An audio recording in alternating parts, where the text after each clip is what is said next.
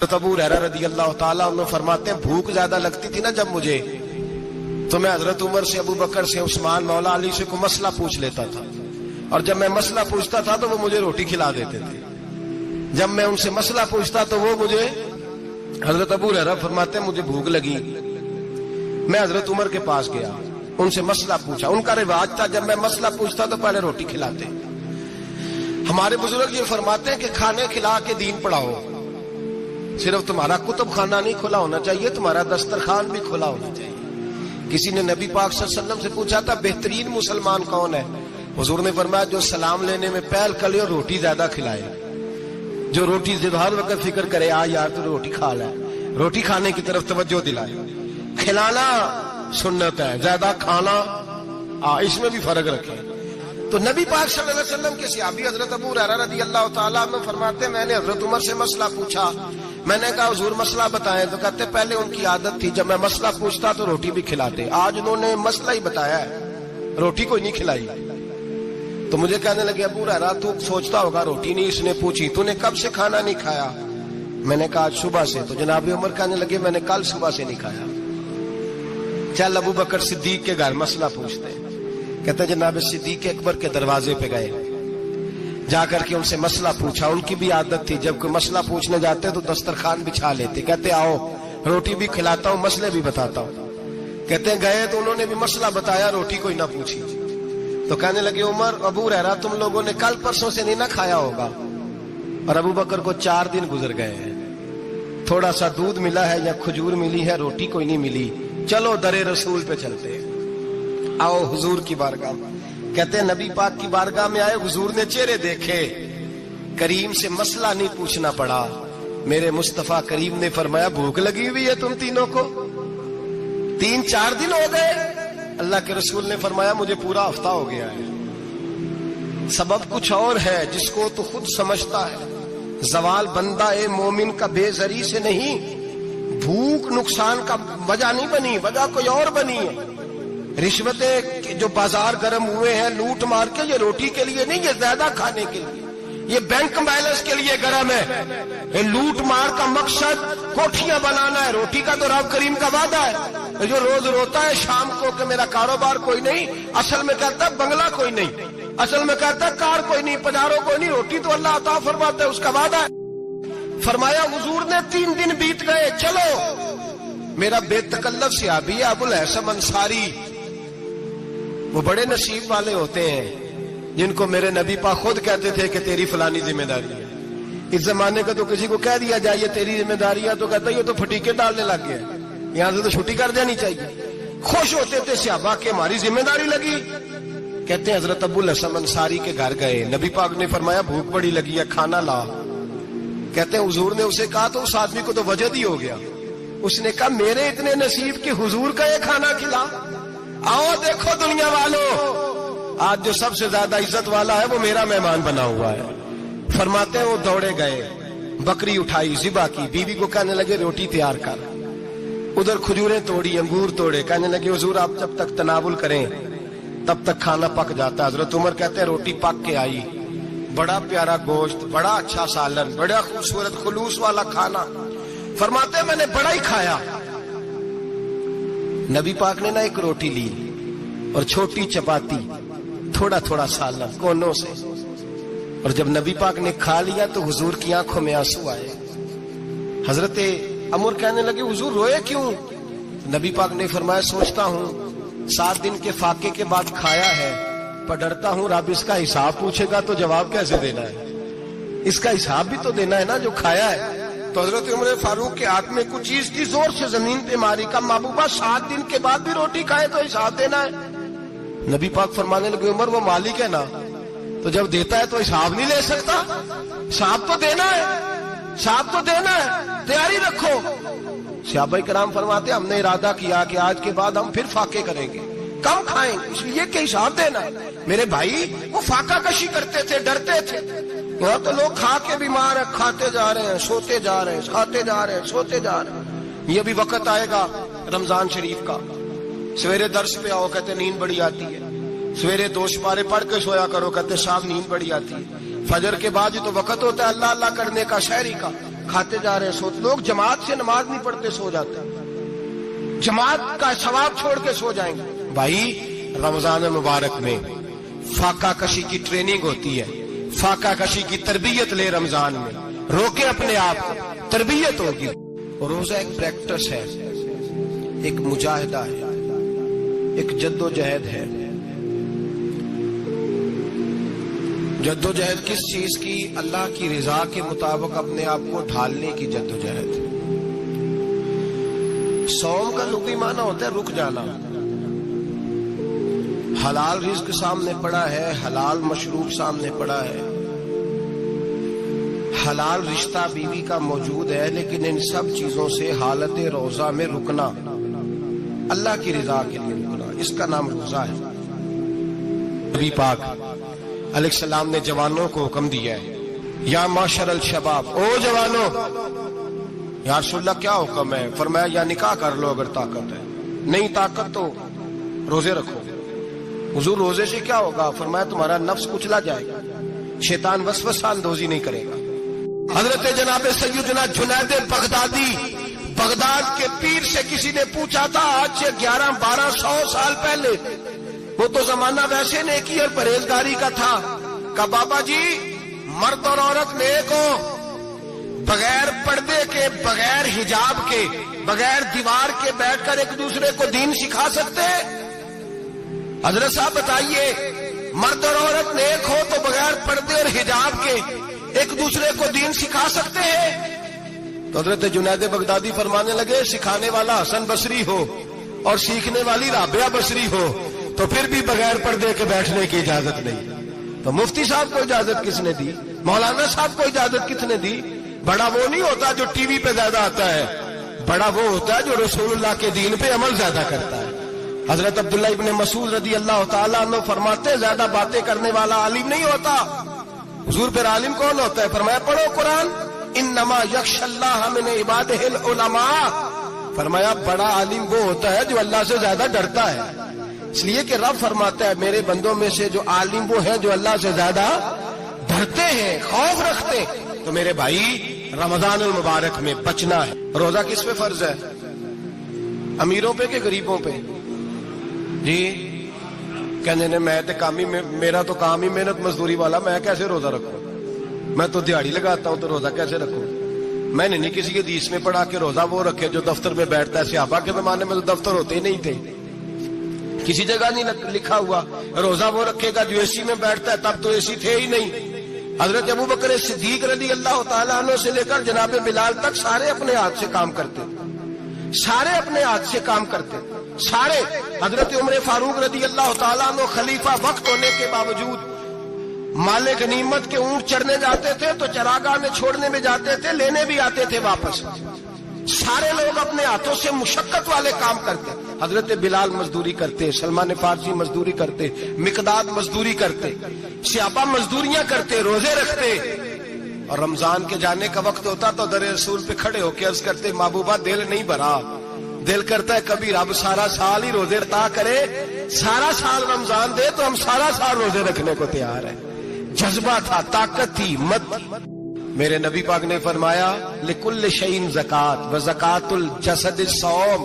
فرمایا ہر شے کی زکات ہوتی ہے, وجود کی زکات روزہ ہے. روزے رکھو جسم کی زکات نکل جائے گی. فاقہ کرنا بھی میرے نبی پاک کی سنت ہے, مسواک کرنا بھی سنت ہے, اور فاقہ کرنا بھی. مسواک والی سنت زیادہ اپناتے ہیں لوگ, فاقہ کرنا بھی نبی پاک کی سنت ہے. ایک صاحب مجھے کہنے لگے جناب بیٹھ کے کھانا حضور کی سنت ہے. میں نے کہا کبھی کبھی نہ کھانا بھی نبی پاک کی سنت ہے, نہ کھانا بھی حضور کی سنت ہے. اور ہمارے فقہاء نے لکھا ہے جو روٹی زیادہ کھاتا ہے اس میں دو باتیں پیدا ہو جاتی ہیں. کیا کیا؟ ایک بولتا زیادہ ہے, دوسرا سوتا زیادہ ہے, غافل ہو جاتا ہے. فقہ اور حکیم اطباء ڈاکٹر کہتے ہیں کہ پیٹ خالی رہے نا جس آدمی کا, اس کا حافظہ مضبوط ہوتا ہے, اس کے ذہن کی گرہ کھلتی ہے. زیادہ کھانے سے تو خماری چڑھتی ہے. رمضان المبارک وہ عزت اور عظمت والا مہینہ ہے جس کا تعارف کسی عام آدمی نے نہیں. رب کریم کے قرآن نے بیان فرمایا ہے اور میرے مصطفیٰ کریم کی زبان اطہر نے بیان فرمایا ہے. لیکن آنے سے پہلے بخاری مسلم میں حدیث ہے، حضرت سلمان فارسی رضی اللہ تعالیٰ عنہ کہتے ہیں رمضان شروع ہونے سے پہلے نبی پاک نے ہمیں مسجد میں بلایا اور خطبہ ارشاد فرمایا باقاعدہ، اور ارشاد فرمایا لوگوں تم پر ایک مہینہ آنے والا ہے جس میں اللہ اپنے بندوں پر خاص قسم کی رحمتوں کا نزول فرماتا ہے۔ خود رسول پاک نے ہمیں کس قدر زیادہ اس مہینے کا اکرام کرنا ہے اور کس قدر زیادہ اس کو اہمیت دینی ہے اور کس قدر زیادہ ہمارے لیے وہ باعث عظمت ہے کہ جس مہینے کے فضائل خود رسول پاک علیہ السلام نے بیان فرمائے، اور نبی پاک صلی اللہ علیہ وسلم نے فرمایا کہ اس مہینے میں تم نفل پڑھو گے تو اللہ فرض کے برابر ثواب عطا فرمائے، اور فرض کا ثواب اللہ 70 گنا عطا فرمائے۔ کتنا بولیے؟ تو صحابہ کا مزاج یہ تھا کہ جہاں انہیں پتہ چلتا تھا نا اس نیکی کا ثواب زیادہ ہے تو وہ بھاگ کر اس نیکی کی طرف توجہ کرتے تھے۔ آپ صحابہ کی سیرت کی کتابیں دیکھیے، حضرت انس بن مالک رضی اللہ تعالیٰ عنہ فرماتے ہیں جب نبی پاک علیہ السلام نے رمضان کی شان بیان کی تو صحابہ کا یہ مزاج بن گیا کہ وہ اپنے سارے کام رمضان سے پہلے سمیٹ لیتے تھے، رمضان شریف سے پہلے سارے کام سمیٹ لیتے، لینے دینے کے معاملات صاف کر لیتے، خریداری ہو جاتی، گھر کے اندر کوئی کام کرانا ہوتا تو وہ رمضان سے قبل کرا لیتے، یکم رمضان کو وہ مسجدوں میں ڈیرے لگا لیا کرتے، وہ کہتے تھے نیکیاں جمع کرنے کے ایام ہیں، نیکیاں۔ دیکھیں نا سب سے مصروف ترین زندگی ہمارے نبی پاک صلی اللہ علیہ وسلم کی زندگی ہے۔ 23 سالوں میں نبی پاک علیہ السلام نے 2300 سالوں سے بھی زیادہ کام کیا، بڑا مصروف وقت تھا حضور کا، تین زندگی نبی پاک کی۔ اس کے باوجود اللہ کے رسول ہر سال 10 دن کا اعتکاف کرتے تھے، ہر سال۔ ایک سال جہاد پہ گئے تھے، اعتکاف نہیں ہو سکا، اگلے سال میرے نبی پاک نے 20 دنوں کا اعتکاف فرمایا۔ میرے نبی پاک صلی اللہ علیہ وسلم نے فرمایا 11 مہینے جنت سجائی جاتی ہے اور پھر رمضان میں اللہ اپنے بندوں کے لیے جنت کے دروازے کھول دیتا ہے۔ 1 گھنٹہ پہلے صفائی کرتے ہیں مہمان نے آنا ہو تو 1 گھنٹہ، ورنہ بچے دوبارہ سے پھر چیزیں بکھیر دیں گے۔ 1 گھنٹہ پہلے صفائی ہوتی ہے، لمبی نہیں، لیکن میرے نبی پاک نے فرمایا رمضان کے لیے رب کریم 11 مہینے جنت کو سجاتا ہے۔ چھوٹی بات ہے، روزے آ گئے، معمولی حیثیت ہے۔ ہم لوگ انہی معاملات میں، میں منع کرتا ہوں، ہمیشہ منع کرتا ہوں، آپ کو ہر سال منع کرتا ہوں، میں پابندی سے 1-2 اخبار ڈیلی دیکھتا ہوں، میرا ناشتہ نہیں ہوتا جب تک اخبار نہ ہو، چونکہ بزرگوں کا فتویٰ ہے جمعے کا خطبہ وہ دے جو عالمی حالات سے باخبر ہو۔ ہم کوئی رسمی تقریر نہیں کرتے کہ لوگوں کو کہیں کہ روزے آ گئے تو کون سا مہینہ چل رہا ہے تو مہینے کے حساب سے خطاب ہو۔ رسول اللہ صلی اللہ تعالی علیہ وسلم کی امت کے جو ذمہ دار اور پہرے دار ہوتے ہیں انہیں امت کی پہرے داری کرنی ہوتی ہے، اس لیے وہ یہ نہیں دیکھیں گے کہ کون سا موضوع چل رہا ہے اس پر میں نے 1 گھنٹہ گزارنا ہے، ترجیحات پر بات ہوگی۔ بات یہ عرض کر رہا تھا کہ میں رمضان شریف میں اخبار نہیں دیکھتا، میری اپیل ہے آپ سے کہ آپ رمضان شریف میں نہ رمضان ٹرانسمیشن بھی نہ دیکھیں، ٹی وی پہ خبریں بھی نہ سنیں، سارا سال سنیے خبریں، ہماری خبریں سننے سے ملک میں کیا انقلاب آ گیا ہے، یا وہ جو ہم نے چوک میں کھڑے ہو کے تجزیہ کیا تھا اس سے کتنے لوگ سنور گئے۔ چھوڑیں، جتنا وقت ملے وہ آ کے مسجد میں بیٹھے، اللہ کے گھر میں وقت گزاریں، ٹائم دیں، عبادت آپ کو زندہ کرے گی، روحانیت پیدا کرے گی، توانائی آئے گی، خوبصورتی آئے گی آپ کے اندر، آپ زندہ رہیں گے۔ دنیا داری دلوں کو مردہ کرتی ہے، قرآن کی تلاوت، اللہ کا ذکر، مسجد کی حاضری روح اور دل کو زندہ کر دیا کرتا ہے۔ مسجد میں بیٹھے، حضرت عائشہ صدیقہ رضی اللہ تعالیٰ عنہ فرماتی ہیں، تفسیر روح البیان میں موجود ہے، کہتی ہے ایک دن حضور اچانک میرے ساتھ آرام فرماتے بستر سے اٹھے نکل گئے۔ ہمیشہ نبی پاک علیہ السلام کا طریقہ مبارکہ تھا جب رات کو تہجد کے لیے اٹھتے تو کہتے ابو بکر کی بیٹی حق تیرا ہے، وقت تیرا ہے، پر اگر تو اجازت دے تو میں اپنے اللہ کو راضی کر لوں۔ آج حضور نے پوچھا ہی نہیں، بستر سے اٹھے چلے گئے، کہتی میں اٹھی، میں نے دائیں بائیں دیکھا، محبوب نظر نہ آئے، حضور کی تامت استعمال شدہ پڑی تھی، وہ تامت میں نے اٹھا کے اوڑھ لی اور میں نکل گئی حضور کو تلاش کرنے۔ کہتی ہیں جب میں باہر گئی مسجد نبی شریف کے ساتھ جنت البقیع کی جانب، نبی پاک سجدے میں تھے، کہتی ہے میں گئی، تھوڑی دیر کھڑی ہوئی، حضور نے آہٹ سنی تو پوچھا تو کون ہے؟ میں نے کہا میں عائشہ ہوں۔ تو محبوب نے فرمایا یہ عائشہ کون ہے؟ میں نے کہا یا رسول اللہ میں آپ کی زوجہ. فرمایا زوجہ کیا ہوتی ہے؟ یا رسول اللہ میں ابو بکر کی بیٹی. تو نبی پاک نے فرمایا یہ ابو بکر کون ہے؟ حضرت عائشہ کہتی ہے میرا کلیجہ پھٹنے کو آیا. میں وہاں سے پریشان حال واپس آئی. جب میں گئی تھی تب بھی ہلکی ہلکی بارش تھی, واپس لوٹی تو پھر بھی ہلکے ہلکے قطرے بارش کے گر رہے تھے. میں آ کے ہامتی کامتی بیٹھ گئی. تھوڑی دیر گزری تو نبی پاک تشریف لے آئے. تو حضور صلی اللہ تعالی علیہ وسلم نے مجھے پریشان دیکھا تو کہا عائشہ کیا ہوا؟ کہا حضور آج وہ ہوا ہے جو کبھی نہیں ہوا. یا رسول اللہ میں پریشان ہو گئی. حضور عجیب بات ہے, میں گئی ہوں, آپ نے پوچھا کون ہے تو میں نے کہا میں عائشہ. کا عائشہ کون؟ آپ کی زوجہ. فرمایا زوجہ کون؟ ابو بکر کی بیٹی. کا ابو بکر کون؟ اور پھر حضور میں گئی ہوں تو میرے کپڑے بھیگ گئے, آپ آئے ہیں تو کپڑے خشک ہیں, سمجھ نہیں آئی. تو لفظ سنو حدیث کے. نبی پاک نے فرمایا عائشہ لی مع اللہ وقت, میرا اپنے اللہ کے ساتھ ایک وقت ہوتا ہے. کس کے ساتھ؟ آج میرا دوستوں کے ساتھ وقت ہے, آج میرا گھومنے کا وقت ہے, آج میرا خوش گپیوں کا وقت ہے, آج میرا سیاحت کا وقت ہے, آج میرا پکنک کا وقت ہے. میرے نبی پاک نے فرمایا لی مع اللہ وقت, عائشہ میرا اپنے اللہ کے ساتھ, میرا اپنے اللہ کے ساتھ ایک وقت ہوتا ہے. اس وقت نہ وہاں کوئی فرشتہ آ سکتا ہے, نہ کوئی نبی اور مرسل آ سکتا ہے. جب فرشتہ اور نبی نہیں آ سکتے تو عائشہ اور ابو بکر کیسے آ سکتے ہیں؟ تو کہا یا رسول اللہ پھر وہاں ہوتا کون ہے؟ تو حضور فرمانے لگے ایک میں ہوتا ہوں, دوسرا میرا رب ہوتا ہے, تیسرا کوئی موجود نہیں ہوتا. امت کو درس دیا ایک وقت 24 گھنٹوں میں ایسا لایا کر جس میں تو اپنے رب کو دکھڑے سنائے, جس میں تو دعائیں مانگے, جس میں تو عرض و نیاز کرے, جس میں تو اپنے گناہوں کی معافی چاہے. اعلیٰ حضرت کے والد گرامی سے کسی نے پوچھا مولانا نقی علی خان صاحب سے کہ حضرت جی فرعون 500 سال ہی حکومت کر گیا, 500 سال ہی حکومت کر گیا, اللہ کا مقابلہ کرنے والا پکا کافر بے ایمان. تو آپ فرمانے لگے ملا رومی کی وہ کتاب پڑھو مثنوی, جس میں انہوں نے لکھا ہے کہ جب ساری دنیا سو جاتی تھی تو فرعون اٹھ کے مصلے پہ بیٹھتا تھا, کہتا تھا یا اللہ معاف کر دے, رب تو ہی ہے, گناہگار بڑا ہوں پر مہربانی کر. روز معافیاں مانگتا تھا تو رب کریم کی قدرت نے مہلت دی کہ روز توبہ کرتا ہے, چلو ایک دن سچی بھی کاری جائے تو اچھا ہے. اللہ نے مہلت دی. اور میرے بھائی اگر تو روز رات مصلے پہ بیٹھے تو تجھے مہلت ملے, عذاب نہ آئے.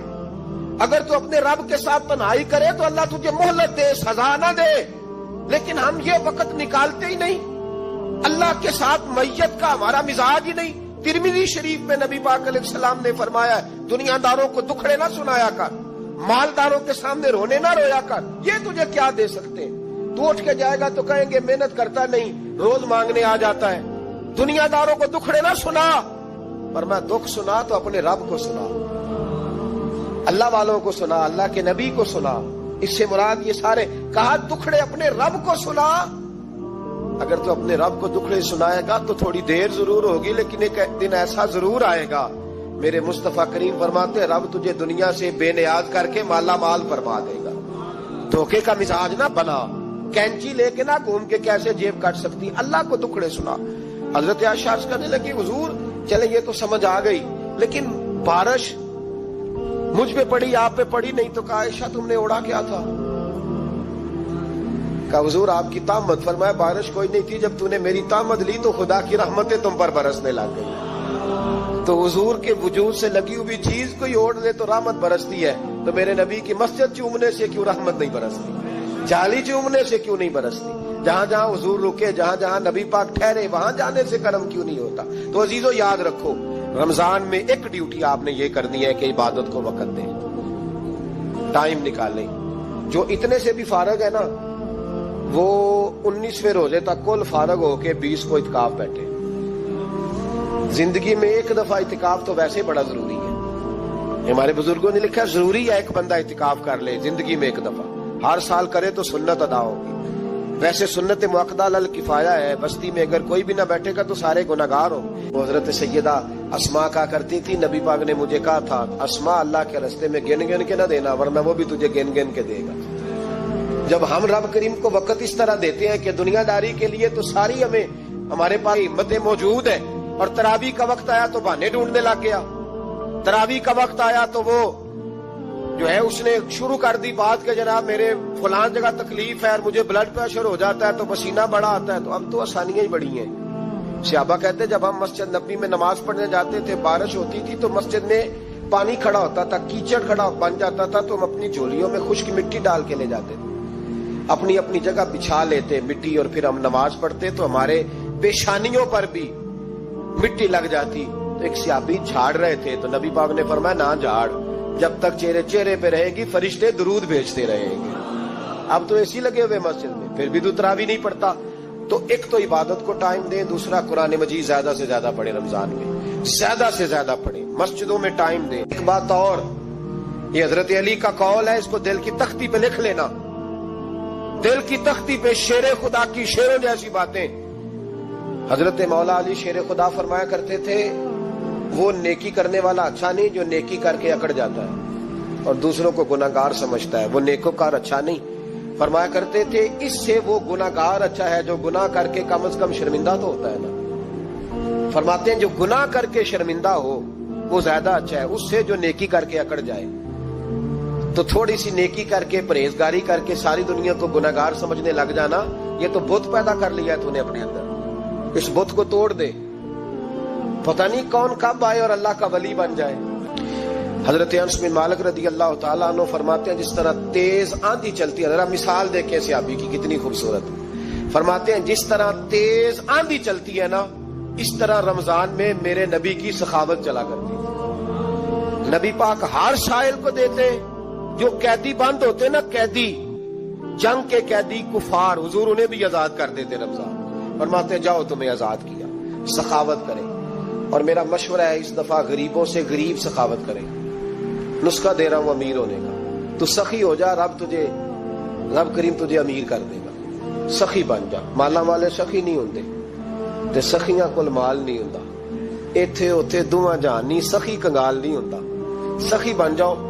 میرے نبی پاک علیہ السلام نے فرمایا بندہ کبھی بھی جیب کا سخی نہیں ہوتا، سخی وہی ہوتا ہے جو دل کا ہوتا ہے۔ غریبوں کو میرا مشورہ ہے کہ 10 روپے دو لیکن رمضان میں روز دینا، ہر شام دینا، غریبوں کو ساتھ بٹھاؤ، روٹیاں کھلاؤ، افطاریاں کراؤ، غریبوں کے گھروں کے اندر سوٹ پہنچاؤ، مدارس کے طالب علموں کو کپڑے خرید کے دو، جو کچھ نہیں دے سکتا وہ ایک مسواک لا کے دے، ڈیوٹی کرو، اپنے دائیں بائیں غریبوں کا خیال رکھو۔ جن گھروں میں اکثر دیکھتے ہو کہ دال کا شاپر جاتا ہے، وہاں رمضان شریف میں صبح گوشت پہنچاؤ، مہربانی کرو، غریب۔ حضرت عبداللہ ابن عمر رضی اللہ تعالیٰ عنہ ہر روز مدینے کے مسکینوں کو ڈھونڈ کے لاتے تھے، فرماتے تھے کہ ان کو ایک تھیلا دینا میں عزت نہیں سمجھتا، ڈھونڈ کے لاتے غریبوں کو اور اپنے سامنے دسترخوان بچھاتے رمضان میں، اور پھر ان پہ کھانے چنتے اور فرماتے غریب کھائیں گے تو میرا اللہ راضی ہوگا، ساتھ بٹھا کے کھلاتے۔ ایک بڑی عجیب بات ہو گئی، گھروں میں ہو جاتی ہے، جن گھروں میں زیادہ مہمان آتے ہیں وہاں یہ مسئلے بن جاتے ہیں۔ ایک دن زوجہ کہنے لگی کھانا آپ کا یہ آج مہمان کو نہ لائیے گا، کہہ دیتی ہیں نا بیویاں کبھی کبھی، یہ نافرمانی نہیں، اگر آپ کو کھڑا کیا جائے نا رمضان میں روزہ رکھ کے باورچی خانے تو لگ پتا جائے، اس کو نافرمانی نہ سمجھے، بیوی نے پکا کے نہیں دیا جی۔ تو حضرت عبداللہ ابن عمر کی زوجہ کہنے لگی آپ کا کھانا ہے، مہمانوں کا کوئی نہیں۔ تو حضرت عبداللہ ابن عمر کہنے لگے اللہ تجھے جزا دے، تو روز پکا کے دیتی ہے، چل اس طرح کر، مجھے سرکہ اور کھجور دے دے، روٹی میرے مہمان کو دے دے۔ تو آپ کی زوجہ رو پڑی، کہنے لگی اگر آپ افطاری والوں کا اتنا خیال کرتے ہیں تو میں نہ کروں، مجھے 10-20 منٹ کا ٹائم دے، میں اپنے اوپر وزن بوجھ ڈالوں گی، میں تھوڑی مشقت میں پڑوں گی لیکن مہمانوں کے لیے افطاری کا ضرور بندوبست کروں گا۔ جب نعرہ لگاتے نا تو کیسر کس طرح کانپتے۔ سفیر آتے روم کے ملنے کے لیے تو کہتے جاؤ عمر نفل پڑھ رہے ہیں، ٹائم کوئی نہیں۔ ایک دن اندر میٹنگ ہو رہی تھی، حضرت عمر میٹنگ میں بیٹھے تھے، آپ کے بیٹے ملنے آئے عبداللہ ابن عمر، ابا جی اندر آ جاؤ، فرمایا دروازے پہ کھڑا ہو، میں ضروری بات کر رہا ہوں، اندر نہ آنا۔ جناب عبداللہ ابن عمر کہتے ہیں میں دروازے پہ کھڑا ہو گیا، تھوڑی دیر گزری تو امام حسین بھی آ گئے، ایک حدیث میں ایک روایت میں امام حسن کا لفظ بھی ہے، امام حسین آئے، آ کے عبداللہ ابن عمر سے کہنے لگے عمر فاروق اندر ہیں؟ تو کہا وہ اندر تو ہے، تو کہا آپ کیوں دروازے پہ کھڑے ہیں؟ کہنے لگے ابا جی نے کہا ہے یہاں انتظار کرو، میں کوئی ضروری بات کر رہا ہوں، لیکن شہزادے میرے لیے کہا ہے، میرے لیے آپ جانا چاہیں تو چلے جائیں۔ امام حسین کہنے لگے अमीरुल मोमिनीन कोई बात कर रहे होंगे, मैं जोहर के वक्त मस्जिद में मिल लूंगा, जोहर का टाइम आएगा ना तो मैं मस्जिद में मिल लूंगा। ये कह के चले गए। हजरत उमर बाहर आए तो हजरत अब्दुल्ला इब्ने उमर से कहा कि कोई आया तो नहीं। अर्ज की हुजूर हुसैन इब्ने अली आए, हुसैन इब्ने अली। तो कहा अंदर क्यों नहीं भेजा? कहा मैंने कहा था बेशक चले जाएं, लेकिन वो कह रहे थे कि मैं जोहर के वक्त मस्जिद में मिल लूंगा। तो सैयदना उमर फारूक फरमाने लगे अब्दुल्ला तुझे तेरी मार होए, हुसैन को क्यों वापस भेजा? फिर उमर, दुनियादारों के सामने डटना, खड़ा होना उमर पे खत्म है, लेकिन जो अंदर की बात है ना, रूह की, जो अकीदत की बात है, जो वफा का रिश्ता है, उसको कौन समझे? ये जो रूह की मजबूरियां हैं, ये जो वफा की मजबूरियां हैं, इसे लोग क्या समझें? इन्हें क्या पता कि मुर्शद के बेटे के पैर चूमने में हुस्न क्या होता है? इन्हें क्या पता कि जब उस्ताद का बेटा घर में आता है तो दिल करता है मकान बेच के इसे दे दें, इसके बाप की नेकियां बड़ी हैं। जनाब उमर फारूक दौड़े गए, इमाम हुसैन के दरवाजे पे दस्तक दी। इमाम हुसैन बाहर रखा, शहजादे यार मिलने आए थे, बगैर मिले क्यों आ गए? अर्ज की कि आप मसरूफ थे, आपके अपने बेटे भी दरवाजे पे खड़े थे, तो मैं वापस आ गया।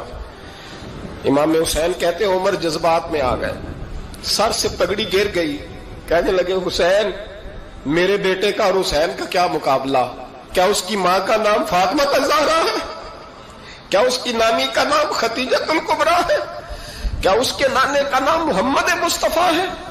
और फिर सर से पगड़ी उतरी थी, अपने बाल जोर से पकड़ लिए, कहने लगे हुसैन, मैं ना मक्के में ऊंट चराया करता था और डंडों से मार खाता था अपने बाप से।